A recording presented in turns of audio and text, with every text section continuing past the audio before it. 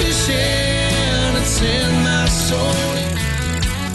Welcome to the Salt Strong Podcast, disrupting fishing entertainment as you know it. Prepare to laugh. Prepare to get to know fishing legends in a whole new and unfiltered way. And on occasion, you might even learn a thing or two about fishing. Here's your host, Joe Simons. Like diamonds.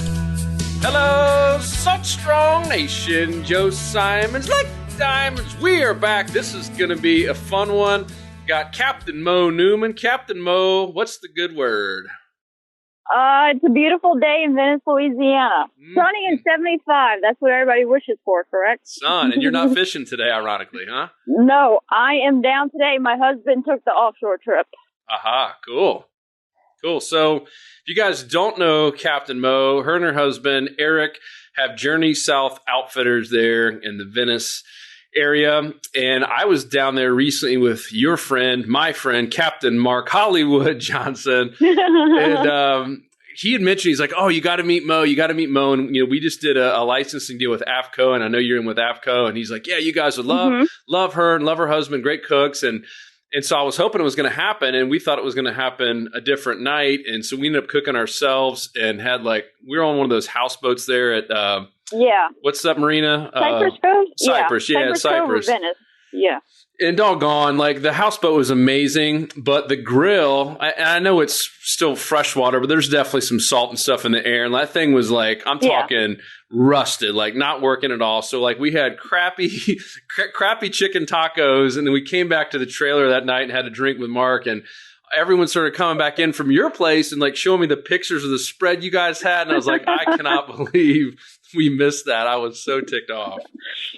Yeah, we cook pretty good here. You know, it's a big part of what we do. Everybody gets back from fishing, and it's when they all come back together at the outdoor kitchen and tell a bunch of lies and eat good and drink good. So that's kind of your gig, right? You not to say your husband's not a good fisherman because he's a captain as well, but he's was he a chef or something? Is that how? Eric was born in the restaurant industry, worked for some high-end restaurants, owned his own bistro in his early 20s, and went on to work for a guy doing wine and managing his big wine cellar. So he has a good bit of years in the food and wine industry, and in turn, he brought it here, all that knowledge, because I can't cook worse. I bought Velveeta shells and cheese and chicken to the table when we started dating. Well, it's fun because now I still learn from him on his cooking and stuff, and then we get to enjoy it, share that experience and all the good stuff with our guests that come here. And it's really become a big part of, what we have become, just our food alongside the fishing. Well, yeah, I mean, talk about creating an experience, right? I mean, the majority of fishing guides, captains, their job is to put people on fish, and then, they get a tip at the end of the day and it's done. I mean, you're basically bringing them back to your house, right? To your lodge there, and cooking with them and eating and sharing stories. I mean, it's quite the experience. So cool. I love it because the people, they walk in the first day and you're getting to meet them. And then by the time they leave, you know everything about them, 5 generations of fishing or, all their stories, and they leave as friends, and then they come back, and it's cool because you're able to keep up with everybody on social media, and they follow you, you follow them. And the next year to come, they got more stories to tell. And, it's like you get to know them on a personal basis, not just I'm going to pick you up in the morning and drop you back off. Yep. So cool. So what's your story? You're from Louisiana? So I was born and raised in New Orleans. I grew up fishing with my mom and dad. We had a house in Pascagoula, Mississippi. And so come Friday after school, that's where we would head. And we did mainly inshore fishing there, targeting trout and reds. And it was just something easy my dad could do with us. And as I grew up, he offshore fished with the guys. Well, then I started to get to tag along and started loving the offshore just as much as I did the inshore, and went through college, and I was getting done college and I wanted to be a guide, but I didn't know how. I remember having conversations with my dad. How do we get a boat? How do I be a guide? How do I do this? And there's so many unanswered questions. So fishing was just, the hobby I did with my parents now, and it was our time. And out of college, I was a personal trainer, so I could make my own schedule and fish Friday, Saturday, Sunday with my parents.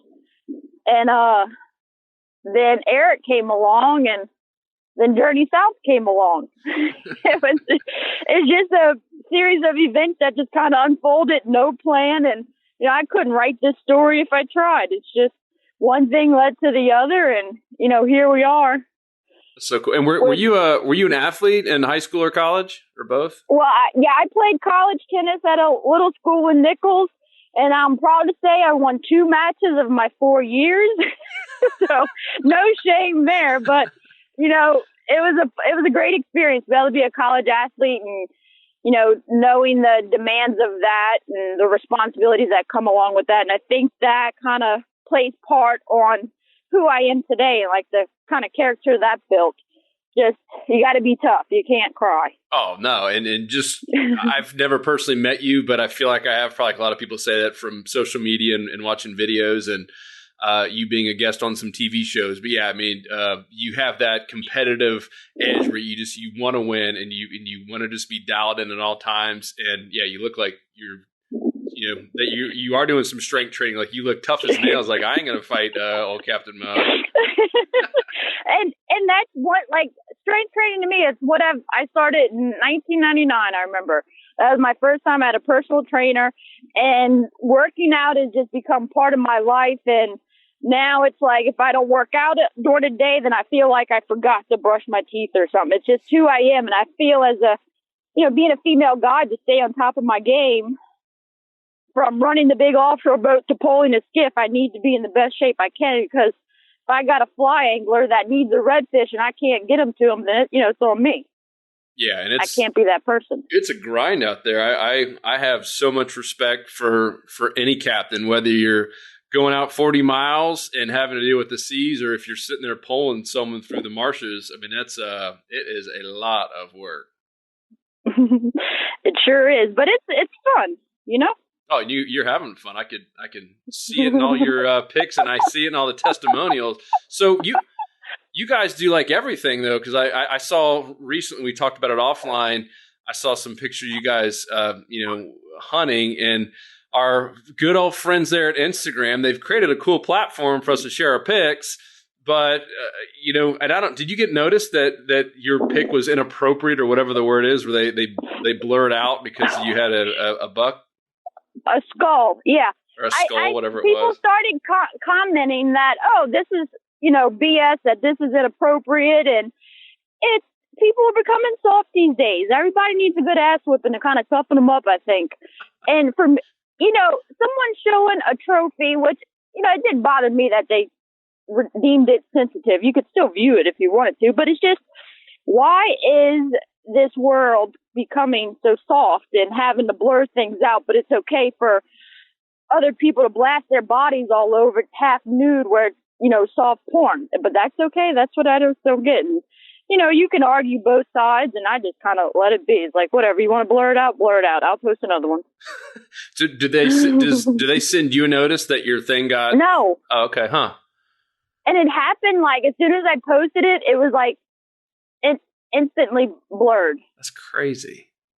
So, whatever. They got somebody with no time on their hands that sits there and look for stuff like this, and I feel sorry for that person, but, it's what the world's becoming. So what's your favorite? And that might be a loaded question, because I know you're about to get into hunting season here, but what do you love the most? Is it meaning offshore, inshore hunting? Man, that's tough. Because, like, yesterday I was offshore, had a great day tuna fishing, and just seeing that, a wide open bite, that's, there's nothing that tops that. But then tomorrow I'm back inshore fly fishing for bull reds, and you're just watching a pot of redfish on the surface coming to you, and your angler makes a cast and you're tight. Yeah, that doesn't get old. And then there's something about Oklahoma, our place there, it's just the peace. It's 360 of, the go, go, go that we do here. And that's a tough question. I don't have an answer. Do you guys are you like doing guided trips when you go hunt, or is that just you and your hubby? No, that's we're talking about doing guided trips. We're not there yet. We have a lot of land that we got to get our hands around of, but right now that's just Eric and I's time and kind of decompress from the hours we put into here at Journey South and get away from it all. Where there's really no service out there, so you're really, not touched, or whatever that word is, with the real world. You're separated from it. You don't know what's going on. Unplugged. And, I love it. So yeah, maybe in the years to come, if all our leases keep working out how we do, maybe we'll make Journey South Oklahoma edition. Well, what about all the hunting? The hunting that's down there in where you are, like right there in Venice. Is it duck hunting, or what is it? Yeah, they have duck hunting down here, and from what I believe is to guide duck hunts, you have to have leased land. And so these leases, I believe, are in these families for a while. So it's really hard to get your hands on a piece of property and guide hunts. And there's a lot of guys down here that do it, that are already in touch with it, got it all dialed in, that I've put my clients to, versus, making that another piece of the pie. It's another boat I don't feel like taking care of. How many boats do you guys have? Oh, we got 4. Dang. Yeah, so it's a lot for Eric and I, but we keep up on top of them, but it's a little overwhelming at times. Yeah, that's officially a fleet. That's awesome. That is. Well, so just in Venice, you got to cover your bases. Yep. You have the wide variety from the marshes all the way to the Gulf, and we try to offer everybody options. So if you want to fly fish or you want a conventional fish, different seasons, all the way to offshore, we want to make sure we got it covered with a one-stop shop in a sense. I'm curious, how did that whole thing start? I had never been to Venice. I guess 3 years ago was my first time, and now we're making it an annual trip. But, I didn't really know what to expect, right? You fly into New Orleans, and I think I had in my mind that it was going to be more built up, and there ain't much going on the whole trip there. Like that last hour, I mean, you don't see anything. You're on Highway 23, staring at nothing. Yeah. Well, and what happened is, since Katrina came, people didn't rebuild like it was previously. And I think a lot of it is in fear that we're losing our marsh. And if another big hurricane does come, Venice is going to be wiped out in a sense. So people are hesitant to come back and invest money and, build these big, beautiful places. That's why you see a lot of trailers or mobile homes, just because I feel not as big as an investment as if you were to build a big house and then, any given year a hurricane come through. But it's kind of, it's just, there's nothing down here. The oil field's starting to pull out, moving to Fouchon. And then you just have your commercial fishermen. People don't move to Venice to live down here. The only people that are down here are your locals, and they're, slowly dying off or moving on. So it's a quiet little place. We got a dollar store. That's exciting. And, it's like to travel the world. A lot of people go on these 2-day travels to get somewhere. We're like, you fly into New Orleans, you got an hour and a half drive. It might not be the prettiest drive, but once you get here, typically the fishing's good and what we do is good. Yeah. So it's kind of, it's an easy port to get to in a day, anywhere from the U.S. And why did you guys pick it? Like prior to this whole journey south? Well, like I grew up fishing mostly out of Pass Christian. Like I said, Eric grew up fishing Mississippi and all different other ports along Louisiana coast. And when we started fishing a lot together back like in 2008, he was working for a company at the time doing their marketing and entertaining, and he had 2 boats and did a lot of entertaining out of Venice just because he could do the inshore, because that inshore boat, and do the offshore. And Venice kind of stuck here with him. And when we started, dating, we kind of already we're spending a lot of our fishing time in Venice. And it just kind of became where, we kind of set up shop. Too cool. Yeah, it's just, by chance. Such a unique place. If anyone hasn't gone, you have to do it. It is something you will never forget. And stay in Journey South Outfitters if they have room for you. But yeah, what just a cool place. And I mean, it was the first time I went was Captain C. Richardson. And it was like a last minute trip. He had a couple of people cancel on him for whatever reason. And so we flew in last minute, and my brother was fighting a small fish, and all of a sudden you see it's a bass, and then right behind it is this 40+ inch bull red coming up trying to eat the bass, and my brother's like pitch, and I had a spinning reel, and I just opened the bail and like flipped it real quick, and we have this on camera, and all of a sudden the redfish takes my bait, and so like he's fighting a bass, I'm fighting this big bull red. And we're like, this is the craziest thing I've ever seen in my life. Like, whoever would have envisioned this? It's so cool. I think Venice is the only place you can do that. I've had that happen a couple of times, and it's still shocking. Like, how are you catching largemouth bass and bull red in the same water? Yeah, such a cool place. Let's talk about something else that I saw that I was kind of shocked by, and I'm interested to hear your opinion on it.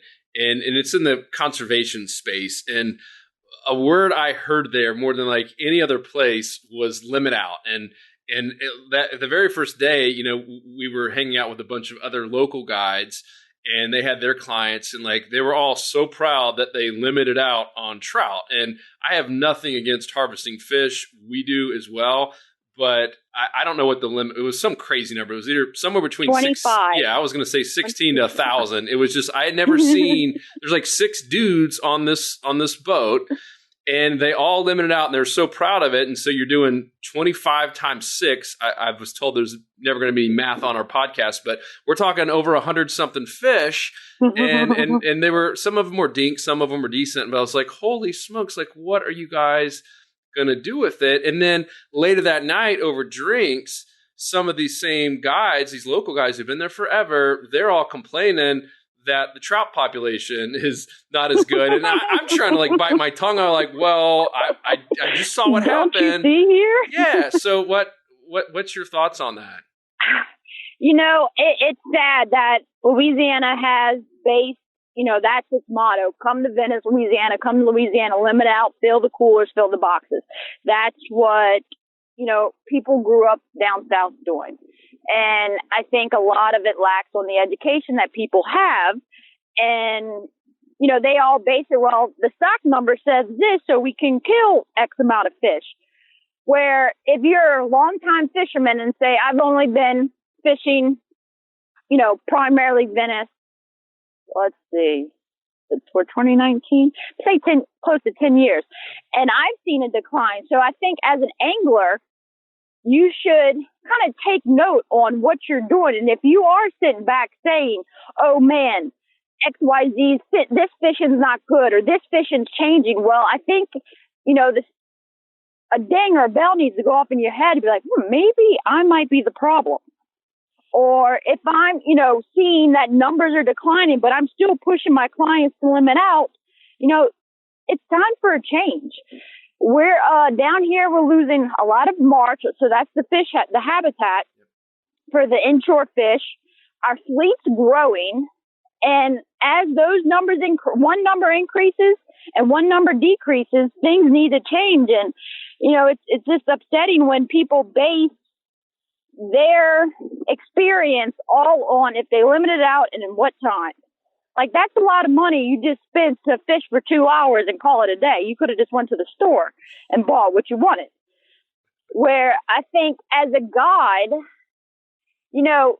like you're basing, fishing is what makes your income.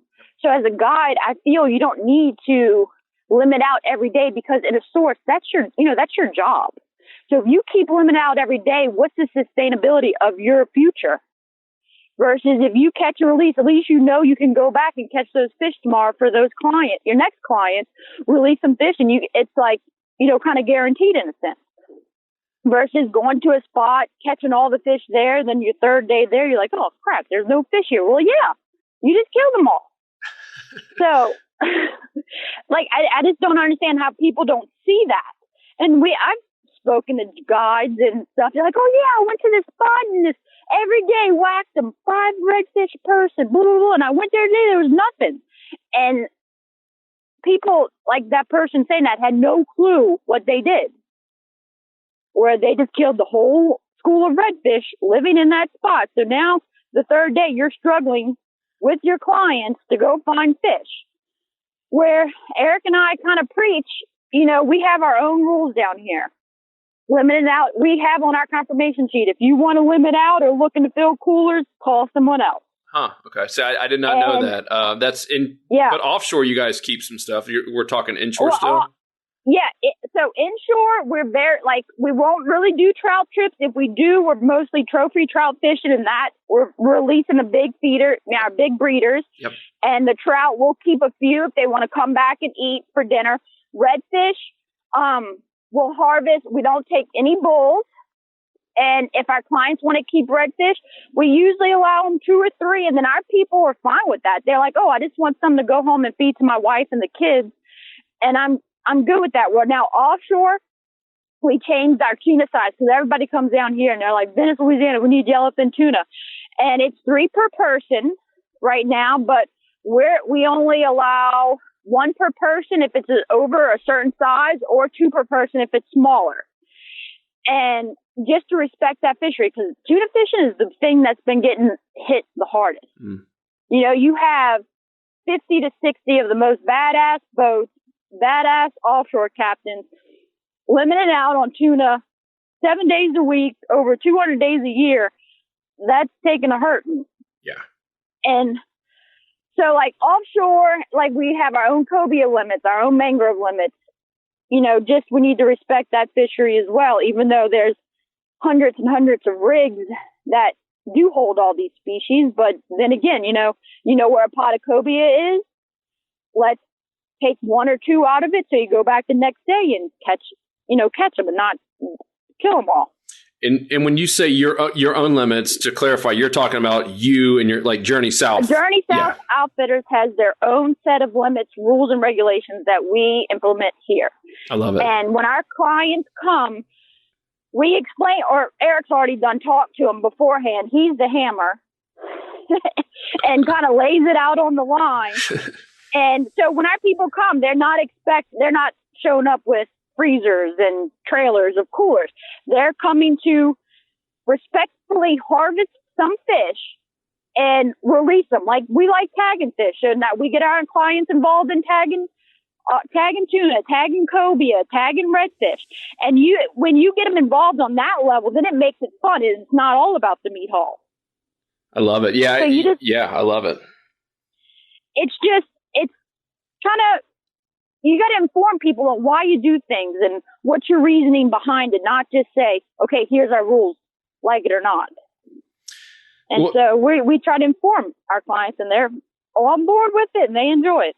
Yeah, it's funny. I mean, they're counting on you as the guide to set the expectation, whether it be, hey, guys, here's the goal. We're going to go out here and try to catch 25, speckled trout as quick as we can, or, hey, let's just go enjoy the day and we're going to catch a multitude of species, whatever it is. I mean, I think that's the guide's job. And what I heard from some of these, local guides who've been there forever, they were all complaining about it, but they understand.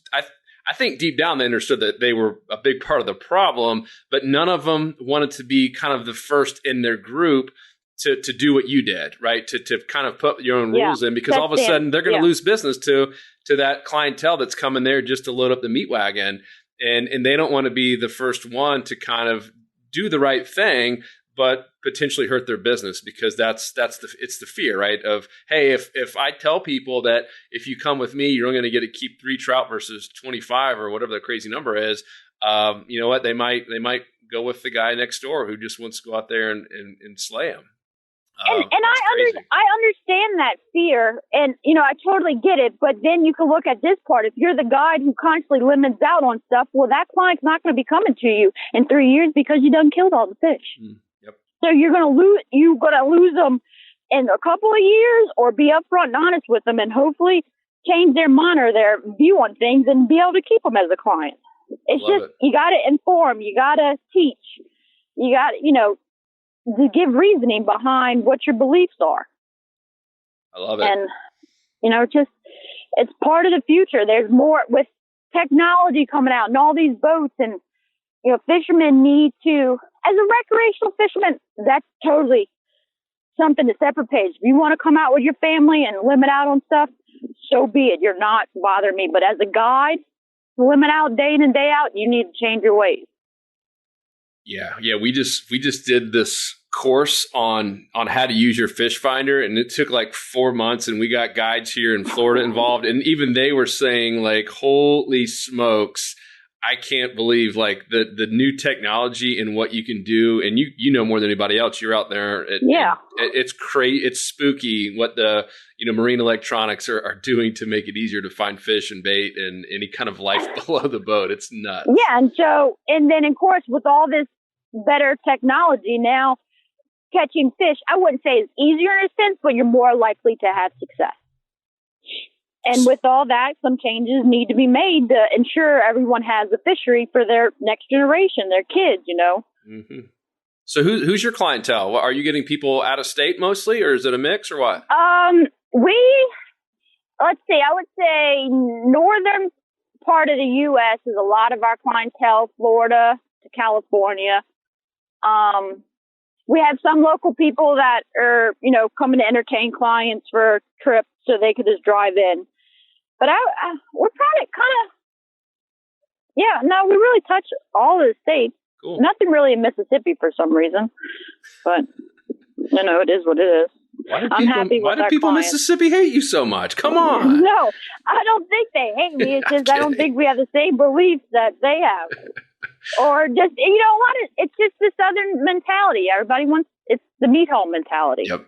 And it's not what we preach, so they choose to fish with other people. It's fine with me. There's enough business to go around.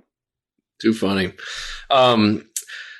Knowing that our mutual friend, Captain Mark Hollywood Johnson, will be listening to this, what are your thoughts, and what are the thoughts of, in your opinion, some of the local guides who have been there? Maybe they were born and raised in Venice, they've been guiding forever, and seeing these Florida guys come over in their trailers. I was always curious, and I was like, man, do they hate you? And I've heard different stories. I think the good news is they do practice. Like, I've been fishing now with Captain C.A. Richardson, who's obviously from Florida, and Mark Johnson.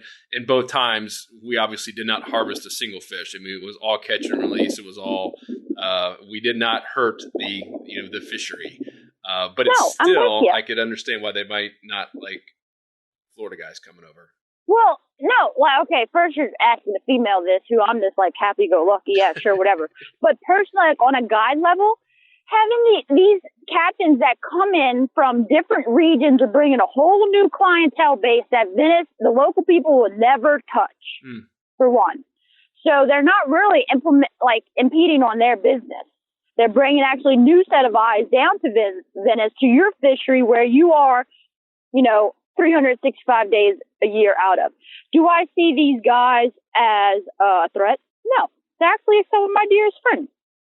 But they're coming in and they're catch and release. They have a whole different mindset than what the people that are 100% out of here have. And so, in my opinion, come on. You're not bothering me. There's enough water space to go around. If you're my buddy and you want to fish 100 yards from me, great. I have fish right here. You have fish right there. Just all work together. Everybody has a successful day. And I'm not one to be like, well, this is my shoreline. You can't fish here because you're from there, and be a-holes to people. Like, being an a-hole to someone doesn't do anything besides just make you angry. Yep. So why just create this unnecessary anger amongst people? Then you're, pissy all day versus, oh, look, there's a guide out there catching fish with his clients, having a good day. Great. Man, I'm sucking. Well, that's your problem if you're sucking. Don't be mad at him because he's catching fish. But I think it's a lot of it to do with testosterone. And I don't have it. Eric and I, we're just like, we're friends with all the Florida guys that come in. If they need help learning areas, then we help them out. Everyone's in here to make a living. So why hurt the next person? That's my thought. An abundance mindset versus the scarcity mindset. I'm digging it.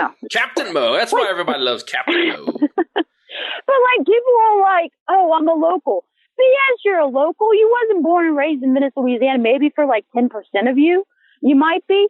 But everyone is from everywhere. I wouldn't consider myself a local. I was born in New Orleans, Louisiana, which is an hour and 10 minutes from here. There's, these people who preach I'm locals or locals only. No, guys, you're not from where you guide from. So you're not a local if you want to look up the definition in the book. How about just be happy with everyone coming to fish? And if you feel threatened by the next guy, maybe you need to change something. That's what I think. That's good stuff. All right. So you mentioned something about being a female captain. I'm always curious. So I'm assuming a big chunk of your clientele are men. Is that correct? Oh, yeah. Yeah. So when you got to go to the bathroom, you're on the boat 7-8 hours. You just one of the guys jump in the water? That's easy. No, we don't jump in the water. So in the offshore boat, it has a big back deck that drains outside. I say, ladies' room's open. Everyone goes to the bow. I just squat down on the floor. It drains out the thing. We don't make it a big deal. There you go. Love it. So I'm on my skiff or bay boat. The bay boat, I got 2 motors, so I just create, a little sit down between the 2 Mercuries, even though they're black and they can be hot and you can burn your buns. Just go there. But I don't make it a big deal. It's, you can't make it uncomfortable for people, then they make it uncomfortable when they have to pee. Like yesterday, I had a guy who had to go take a poop. And he's like, Mo, where did I go to the bathroom? I'm like, in the back corner. He goes, no, I need a bucket. I'm like, let's go to the bow. Because even though I am a female, you don't want to create an uncomfortable atmosphere for the gentlemen. So it's like, you laugh about it, you joke about it, so they can pee. Because sometimes I have guys that do have stage fright and can't pee, and I feel really bad for them. That was going to be my follow-up question.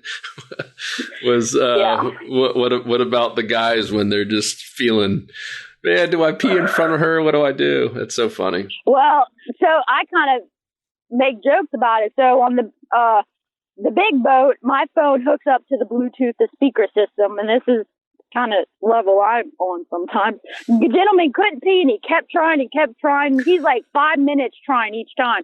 Finally takes a bucket up in the front, and my phone's hooked up to the stereo. And I'm 35 with a fart app on my phone because I have nephews who like farts. And so everyone's quiet while Johnny Joe is trying to pee, and I start hitting the fart app, making noises. And everyone laughed, and the guy didn't think it was too funny. But, you got to, laugh about the peeing problem sometimes. You can't dwell upon it. But you won't forget that day. Do you happen to know the name of your fart app? I'm always interested in good fart apps. Let me see. Because I got one, and I'm being serious. I have one called Tap and Fart, and my kids think it is the funniest thing in the world. And I've done it a couple times in public while you're looking in public bathrooms. You just kind of sitting there having fun and just hit those a couple times, and everyone's kind of giggling around. That's what I have. Tap and fart. Tap and fart. I love it. Tap and fart, everybody. Download it. Yeah, so you just gotta have a sense of humor, being a female and having guides guides having to go to the bathroom. Just don't make it uncomfortable for them. Everyone has to pee and poop. All right, let's stay on this topic of females. I have 2 young daughters. I'm really excited for them and all the opportunities in fishing outdoors in general. And there's a lot of people like you that are, really blazing some trails and doing some really awesome things that there probably weren't that many offshore female captains, even just 20, 30 years ago, if any. And what do you think? Are you seeing that as a growing thing? You've seen a lot of, girls, women, regardless of their age, come to you like just inspired and saying, I'm going to do this too. What are you seeing in the fishing space with females? I actually have a girl here, Lakeland, who, contacted me through social media wanting to do what I do, be an offshore guide or inshore guide or whatnot. She actually works here now with me, and I take her offshore when I can. And I am seeing a growing number of people inquiring or looking into doing it or, asking my advice. But then I kind of see a little bit of a halt because I think the intimidation factor gets to them. And I hate to hear that. And I try to be as much help as I can to people, but maybe, being a skiff guide is more easier for a chick to go dive into and, do that. But then for these girls to go run an offshore boat and conquer the Gulf and all that, I think there's a big scary factor there that I one day hope to help women overcome. Was it scary for you? Like, what was the worst part in your first couple years? Was it the hate? Were men hating on you, or was it? Oh, I had a few guys, actually my first few trips, guy shows up. Oh, ma'am, I want to tell you that my guys are a little nervous having a female captain on the boat. I was like, all right, great. Y'all can discuss how you don't want to fish with me, or we can go fishing. Y'all figure it out. And so they all hop on the boat, and we had a great day. But yeah, I run into that, but it's just how you handle it. You can't let it, get to you. You just kind of be a smart ass and come back with something a little bit better than what they told you. But a scary thing, like yesterday, for instance, I had a battery issue and I had to run in 60 miles on no electronics.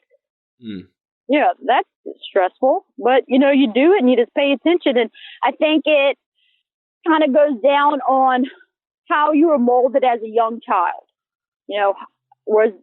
how you were raised. And, I was raised, you got to just overcome. You can't break down. You got to be strong. And as a captain, I got to be the strongest one on the boat, because these guys couldn't get me home if I needed them to. Yep. But just, that's about it. So nothing really. What are your biggest fears out there in general when you're out fishing? My biggest fear is,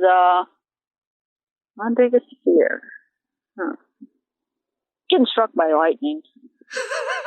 Yes. I think anyone who has been out on a boat or a kayak in a lightning storm and have seen that thing coming at you, or you're having to go around it and try to beat it, that is one of the scariest things ever. I'm not a fan of thunderstorms. I got to run through them or run from them, whatever. But if you're out there and your only way to get home is to go through what your serious weather is showing you, 50 mile per hour winds with 100 lightning bolts, you got to put on your big boy pants and head home. I don't like thunderstorms. I'm not a fan. That's good. All right. Social media. It's obviously helping you. What are your thoughts with social media in general? And you kind of mentioned it earlier, that there are some females out there that are making a name for themselves, but it's, in my opinion, kind of selling sex, if you will, and not necessarily fishing. What are your overall thoughts as a female having to see that? I used to get bitter about it back a few years ago. I'm like, how are these girls doing this? But this is how I view them. Like, ever since their time, they were strippers, and that's all they are. This is strippers. They're all now, but they have a way to expose themselves. So let them be. Their time will run out because that body won't stay at 10 forever. And then they're back at square one, trying to figure out what to do with their lives and figuring out likes aren't paying bills. That's, let them be. Let them have their stuff. They want to start their ass or show their, let them have at it. So that's how I think about it. They don't bother me any more than a man in the moon, because I know I've seen them. They ain't running boats. They're not doing stuff. All they're doing is just posing and, being cute. Yeah, there are some of the quote-unquote bikini girls that can catch fish and can do it. And it just sucks that they choose to promote their self in that way. But, it is what it is. All those girls will have to start over, unfortunately, where, the ones who have chosen to be guides or do this actually for a living, there's longevity in what we do. And, our day will end when we say it's ready to end. Yep, I love it. Another two young girls that I really respect, and I had them on the podcast a while back, are the Gale Force twins. Have you seen them? Do you know them in South Florida? Yeah, I've seen them. Yeah, I don't know them. Just super. I mean, athletes like you. They actually were athletes at University of Miami, both on the track and field team. Had scholarships, very competitive. And could have done a million different things. One wanted to be a doctor, and I think was heading that route. And decided to be fishing captains. And they're having to do it the hard way. They don't come from a family with a crazy amount of money or thing. I mean, they're having to grind out there every day. And I don't think I've seen either of them in a bikini. Not to say that's anything wrong with that, but I mean, you can wear bikinis. It's how you present yourself in it. Exactly. There's nothing the matter with bikinis. Exactly. I mean, my wife and my daughters wear bikinis, and I have no problem with it. But they're not on Instagram selling sex is the big difference, and that's what I like about you and these two girls. I think they're just awesome role models. So I love it. And they're good because they have each other to kind of lean on.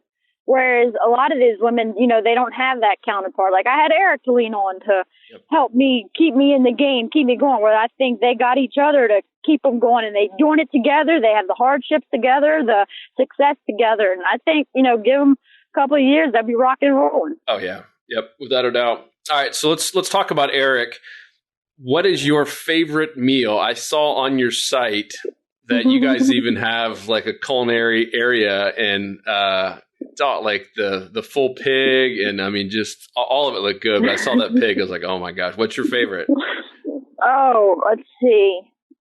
Favorite is when we do soft shell crab. That's my favorite. Like we're having it for this group, and I've made it clear. If you don't like it or you don't want it, please put it on my plate. So that's when we do soft shell crab night. That's like my favorite. So do you guys do you have a menu that everyone, you kind of know what you're getting in advance or what?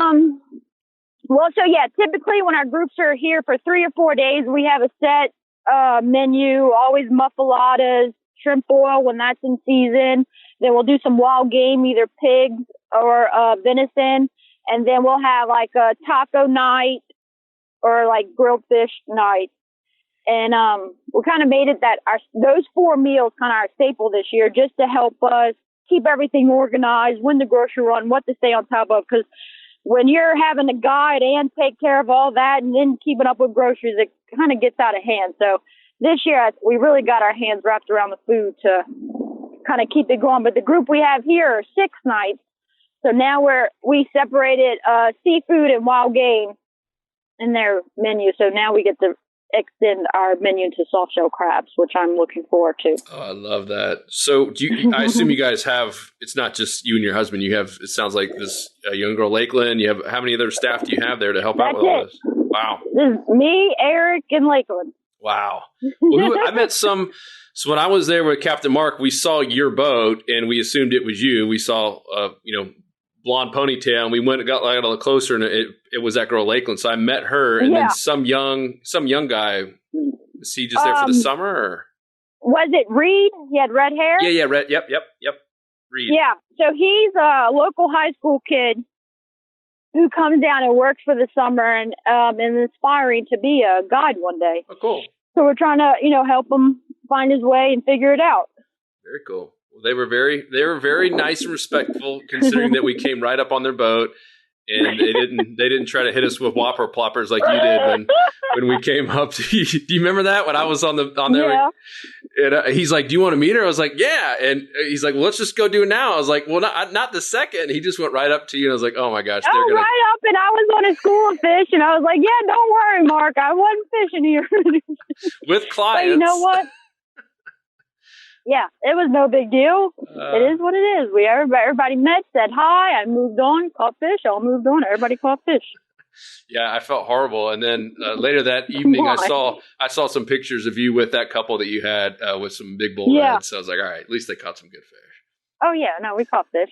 But back to like having the kids. That's like one thing Eric and I try to do is help the next generation when they do reach out to us. If we do have openings, for them to come here, kind of train, get them on the water, get them the experience. So when it is, time for them to come, to decide life courses that, at least we were here to try to help them become a guide if they wanted to. And for Lakeland, she's working here, hopefully to be a guide one day. But if she meets someone through the lodge that comes along and offers her something, good, then, we're kind of here to help people, be part of their stepping stone and figure it out. Because I know as a child, I would have loved having someone be able to mentor me and help me figure it out. Oh, heck yeah. Like if you have any aspiration to be a guide of any capacity, like talk about the ultimate internship, right? I mean, that is so cool to live in a lodge and to get to fish and try to put people on fish. That's so cool.